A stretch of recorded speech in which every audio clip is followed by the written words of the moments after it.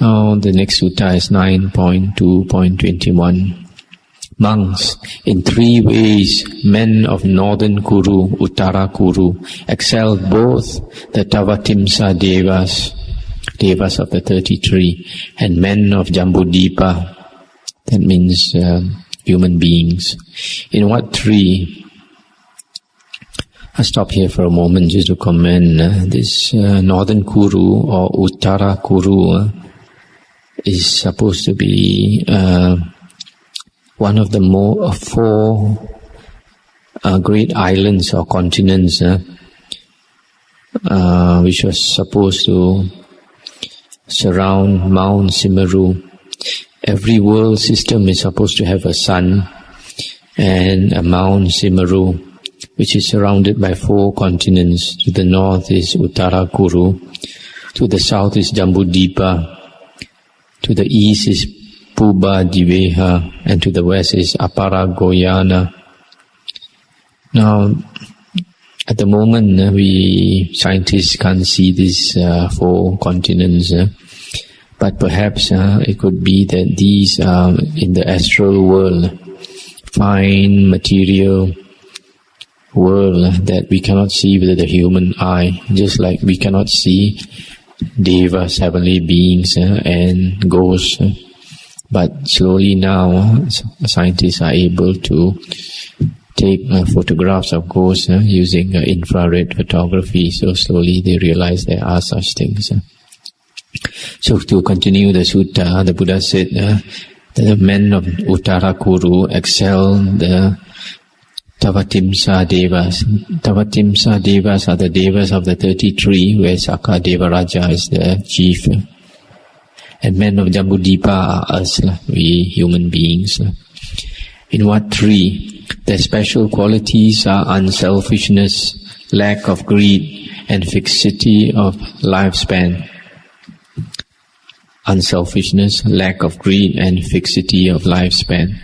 Monks, in these 3 ways, men of Uttara Kuru excel both the Tavatimsa Devas and men of Jambudvipa. Monks, in 3 ways, the Tavatimsa Devas excel both the men of Uttara Kuru and men of Jambudvipa. In what 3? In their celestial life, beauty and happiness. Monks, in these 3 ways, the Tavatimsa Devas excel both the men of Uttara Kuru and men of Jambudvipa. Monks, in 3 ways, the men of Jambudvipa excel both the men of Uttara Kuru and the Tavatimsa Devas. In what 3? They are heroic, possess mindfulness, and the holy life may be lived there. Monks, in these 3 ways, men of Jambudvipa excel both men of Uttara Kuru and Devas of the Tavatimsa heaven. That's the end of the sutta. So the thing about human beings stated here is, we human beings are heroic, very brave. It has its good and its bad points. Its good points is that we are very heroic. The bad point, if you are very brave, is that sometimes men dare to do totally frightening things, like kill their parents, kill an arahant. These things human beings dare to do. Lie and commit great evil deeds that bring them to the hells and the woeful plains. So, as being heroic has its bad points also. And then we possess mindfulness. And the holy life may be lived here. We have the Sangha of monks, whereas in the heavens and in Uttara Kuru, I think they don't have the Sangha of monks. And because we possess mindfulness, we can practice the holy life and we can get out of samsara. The next sutta is 9.3.23. Monks, I will teach the 9 conditions rooted in craving. Listen, pay heed, I will speak. And what are the 9 conditions rooted in craving? Seeking comes into being because of craving. Acquisition because of seeking. decision making because of acquisition, lustful desire because of decision making, attachment because of lustful desire, appropriation because of attachment, avarice because of appropriation, guarding because of avarice, and many a bad and wicked state of things arises from the act of guarding, the taking up of stick and sword, quarrels, disputes, arguments, strife, abuse, lying, and other evil, unskilled states. These monks are the 9 conditions that have their root in craving. That's the end of the sutta. So here the Buddha is saying that because of craving, we seek, and seeking brings about acquisition. Acquisition brings about decision making. Decision making brings about lustful desire. Lustful desire brings about attachment. Attachment brings about appropriation. Appropriation brings about guarding. And from guarding those things that we desire, then we take up the stick and the sword, and we quarrel, and we lie, and we fight, etc. The next sutta is 9.3.26. Once when the Venerable Sariputta and the Venerable Chandikaputta were dwelling near Rajagaha in the bamboo grove at the squirrels' feeding ground, the Venerable Chandikaputta addressed the monks, saying, Reverend Sirs, Devadatta taught Dhamma to the monks thus. When, sirs, the mind of a monk is heaped around with thoughtfulness, it is proper for that monk to explain, I know that birth is destroyed, the holy life lived, done is what was to be done, and there is no more of this to come. I'll just stop here for a moment. This Devadatta was one of the disciples of the Buddha. And at first he was a very good monk, and he attained the jhanas and attained the psychic powers. But later, because of greed, because of wanting to take over the position of the Buddha, he lost his psychic powers, and later he even tried to harm the Buddha. So Devadatta had quite a reputation, so that is why this Reverend Chandikaputta is quoting Devadatta. And the sutta continues. Now when he had thus spoken, the Venerable Sariputta said, Nay, Reverend Chandikaputta, Devadatta taught not Dhamma so, but he taught the monks thus. When the mind of a monk is well heaped around with thoughtfulness, it is proper for that monk so to explain, I know that birth is destroyed, the holy life lived, done is what was to be done, and there is no more of this to come. The second time the Venerable Chandikaputta spoke in like manner, and the second time the Venerable Sariputta replied as before. A third time the Venerable Chandika said, Reverend Sirs, Devadatta taught Dhamma to the monks thus. When, sirs, the mind of a monk is heaped around with thoughtfulness, it is proper for that monk to explain, I know that birth is destroyed, the holy life lived, done is what was to be done, and there is no more of this to come. When he had thus spoken, the Venerable Sariputta for a third time said, Nay, Reverend Chandikaputta, Devadatta taught not Dhamma so, but he taught the monks thus. When the mind of a monk is well heaped around with thoughtfulness, it is proper for that monk so to explain, I know that birth is destroyed, the holy life lived, done is what was to be done, and there is no more of this to come. Now we come to Sutta 9.4.33. The Buddha said, Monks, I will teach you these 9 attainments of gradual abidings. Listen, pay heed, I will speak. And what, monks, are the 9 attainments? Where sense desires end, and those who have ended sense desires so abide, surely those venerable men, craving not and cool, have by that very fact crossed over and gone beyond, I say. Where do sense desires end, and who, having ended sense desires, so abide? I know not this, I see not this. Who should speak thus? To him this ought to be said.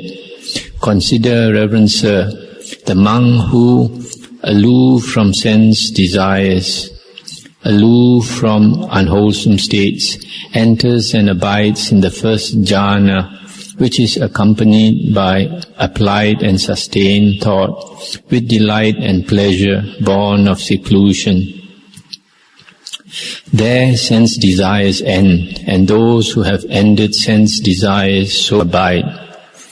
Surely the guileless man, without deceit, would rejoice and be glad at this response and say, well said, and thereafter with joined hands honor and reverence him. Just stop here for a moment. So here the Buddha is talking actually about jhana states, states of concentration. And in these states of concentration, starting from the first jhana, sense desires end. And the Buddha says that where sense desires end, and those who have ended sense desires so abide, surely those venerable men, craving not and cool, nibbutta, have by that very fact crossed over and gone beyond paragata.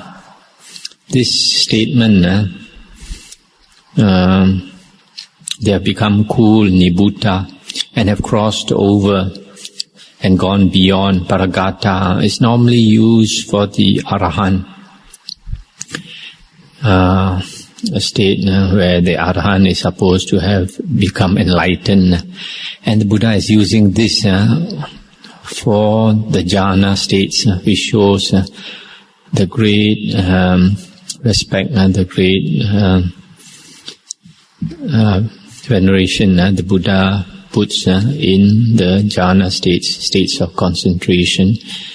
And then later the Buddha goes on to describe the first jhana. The state of the first jhana is among aloof from sense desires, aloof from unwholesome states, enters and abides in the first jhana. So to be able to enter the first jhana, you have to be aloof or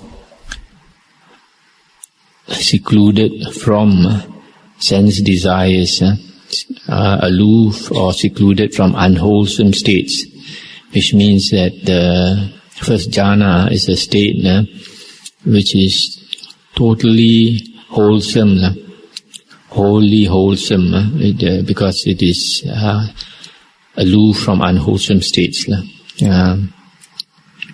So here the Buddha says that if you, after hearing this, that the person who abides in the first jhana, their sense desires end, and the one who has ended sense desires abides in that state, then that person, then anyone who hears that should rejoice and be glad, and should honor and reverence him. And the Buddha continues, where thought applied and sustained, where applied thought and sustained thought and those who have ended such thoughts so abide, surely those venerable men, craving not and cool, have by that very fact crossed over and gone beyond, I say. Where do they end, and who, having ended them, so abide? Consider, sir, the monk who, with the stilling of applied and sustained thought, enters and abides in the second jhana, which has internal self-confidence and singleness of mind, without applied and sustained thought, with delight and pleasure born of concentration. Surely the guileless man would rejoice at this response. So I stop here. So in the state of the second jhana, the Buddha says that the person has to still applied and sustained thought. Applied and sustained thoughts have to end before he can enter the second jhana. which has internal self-confidence and singleness of mind, without applied and sustained thought, but with delight and pleasure born of concentration. Then the Buddha continues, where delight ends, and those who have ended delight so abide, surely those venerable men, craving not and cool, have by that very fact crossed over and gone beyond, I say. Where do they end, and who, having ended them, so abide? Consider, sir, the monk who, with the fading away of delight, abides in equanimity and mindful and aware, enters and abides in the third jhana, and experiences pleasure with his body, whereof the Aryans declare, he that is equanimous and mindful has a joyful abiding. There delight ends, and those who have ended it so abide. Surely the guileless man would rejoice at this response. Let's stop here again.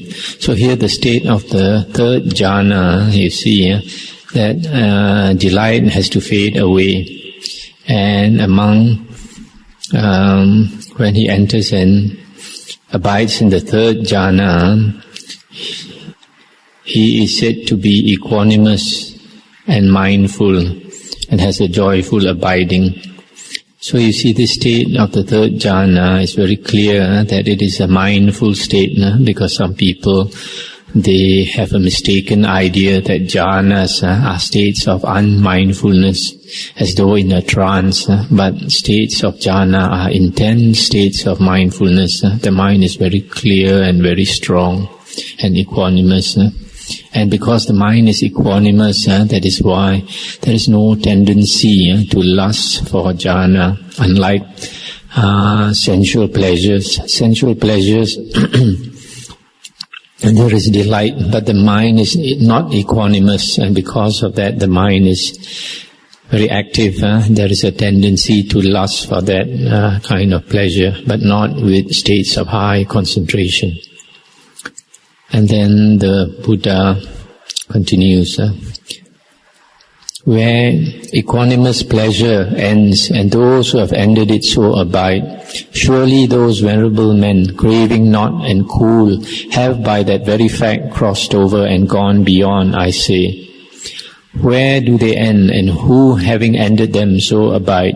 Consider, sir, the monk who, with the abandoning of bodily pleasure and the previous abandoning of bodily pain, by the fading away of joy and grief, he enters and abides in the fourth jhana, which has complete purity of mindfulness and equanimity, and has neither pain nor pleasure.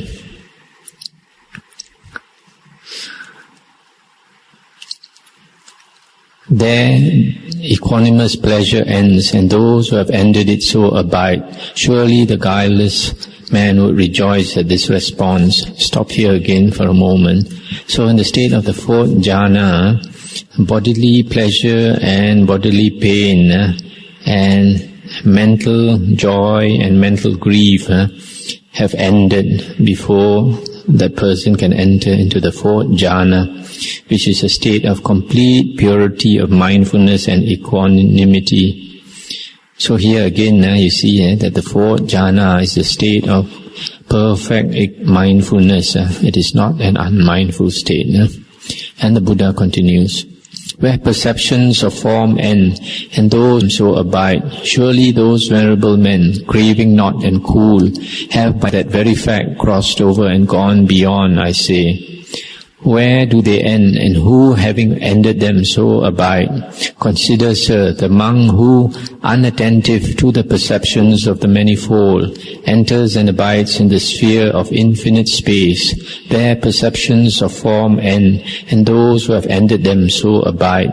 Surely the guileless man would rejoice at this response. Let's stop here again for a moment. So here the Buddha is talking about the first arupa jhana, which is the sphere of infinite space. Here the mind opens up to infinite space, so that the mind becomes boundless in a way. And in this state, perceptions of the manifold, the Pali word is anatta, and it also means diversity. Here, the monk is unattentive, he's not aware of perceptions of diversity. That means he doesn't see all beings as individuals. He doesn't consider all beings as individuals. And this is the beginning of the perception of no self. The mind opens up and he feels as though all beings are one in his mind. That is why jhana states are very important for insight.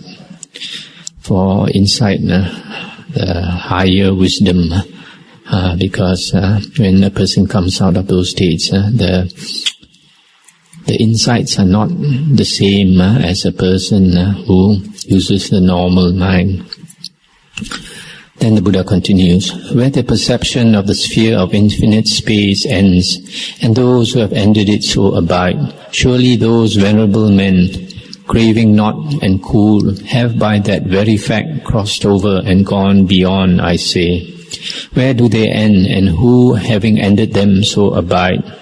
Consider, sir, the monk who, thinking consciousness is infinite, enters and abides in the sphere of infinite consciousness. There the perception of the sphere of infinite space ends, and those who have ended it so abide. Surely the guileless man would rejoice at this response.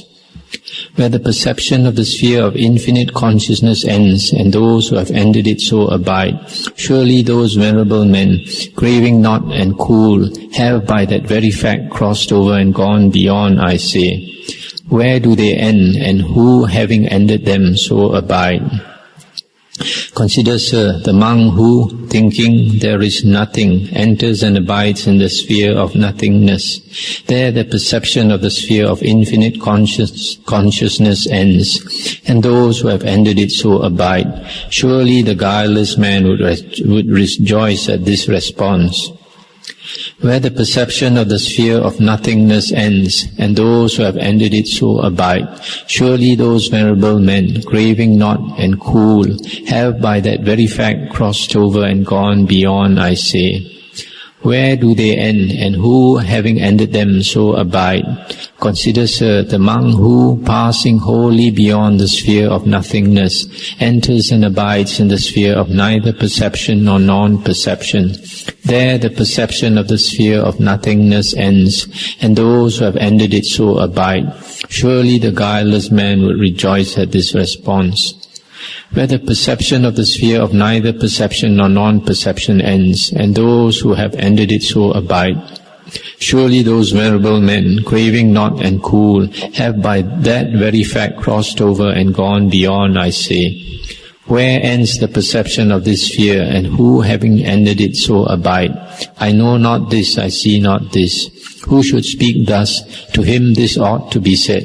Consider, reverend sir, the monk who, passing wholly beyond that sphere, enters and abides in the ending of perception and feeling.